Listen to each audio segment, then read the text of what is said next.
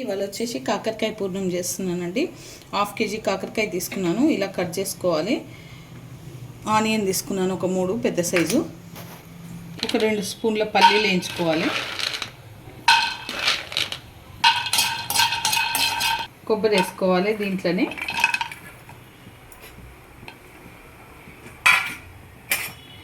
వేయించుకోవాలి బాగా. దీంట్లోనే మసాలాలు వేస్తున్నాండి. లవంగాలు, ఇలాచి, దాల్చిను, సాజీరా.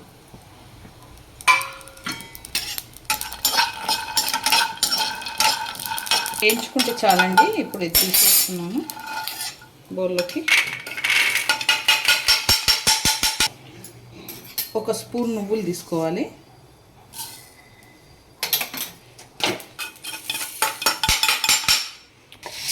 ఒక స్పూన్ ధనియాలు తీసుకోవాలి. ఒకటే వస్తున్నదా. 1 స్పూన్ జీలకర్ర. ఇవి వేయించుకోవాలి బాగా.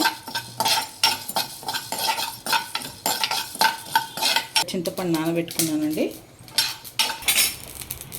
ఇవి ఇలా వేయించుకున్నాయని తీసుకోవాలి. పూసుకోవాలి. ఒక పావు నూనె పూసుకొని ఆనియన్ వేసేసుకోవాలి. వేసేసుకొని వేగనివ్వాలి కొంచెం. దీంట్లోనే సగం చెంచా పసుపు వేసుకుంటున్నానండి. 2 చెంచాల ఉప్పు. ఇది కొంచెం వేగినాక అల్లం వెల్లిపాయ వేసుకోవాలి. 1 చెంచా అల్లం వెల్లిపాయ పేస్ట్ వేసుకోవాలి. ఒక 3 చెంచాల కారం వేసుకోవాలి. నిండా తీసుకుంటున్నాను కారం. 3 చెంచాల కారం వేసుకోవాలి. బాగా కలుపుకోవాలి. కలుపుకొని దించేసుకోవాలి. కొంచెం ఒక 2 నిమిషాలు అలా వేయించి అండి. ఇది వేగిపోయింది. ఇప్పుడు దించుకోవాలి అండి. ఇలా మెత్తగా పేస్ట్ చేసుకోవాలి. చేసుకొని ఈ కాకరకాయలో ఇట్లా ఫీల్ చేసుకోవాలి మొత్తము.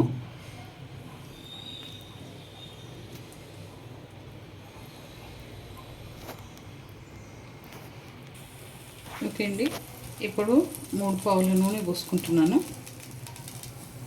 వేయించిన కడాయిలనే చేసుకుంటున్నాను అనమాట. 3 పావుల నూనె పోసుకుంటున్నాను. ఇప్పుడు ఈ కాకరకాయలన్నీ ఒక్కొక్కటి వేసుకోవాలి. కొంచెం వేగాలి. దీంట్లో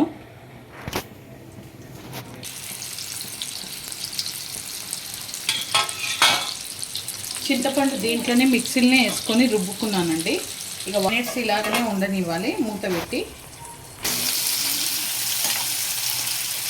కొంచెం వేగాలి.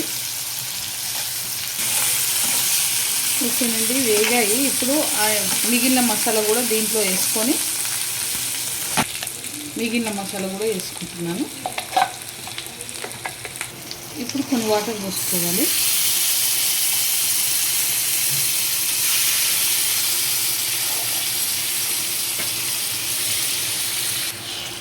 కలుపుకోవాలి బాగా.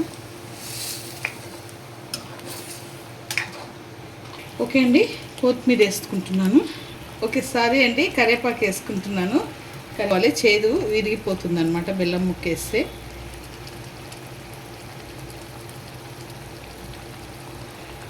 ఇదంతా దగ్గరికి కావాలి. ఒక 1/2 లీటర్ నీళ్ళు పోసుకున్నానండి. ఇదంతా దగ్గరికి అయినాక అప్పుడు కొత్తిమీర వేసుకోవాలి. చాలా బాగుంటుంది. ట్రై చేయండి.